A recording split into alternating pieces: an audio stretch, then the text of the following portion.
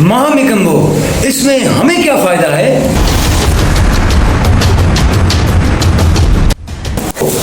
महंगाई का तूफान। कुत्ता क्या सुअर का दिमाग है। चीनी दाल चावल बावर्ची खाने के बजाय म्यूजियम में नजर आना चाहिए। महामिकम्बो, इससे तो गरीब जाग जाएंगे। गरीब मोटरसाइकिल लेने से पहले पेट्रोल के बारे में सोचे।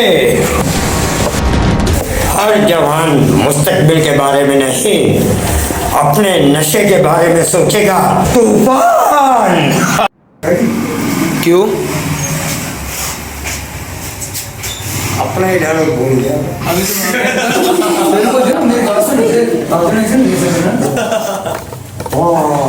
किचन के बजाय ये किचन नहीं, आटा चीनी दाल चावल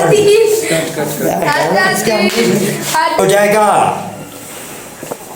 आलू प्याज ये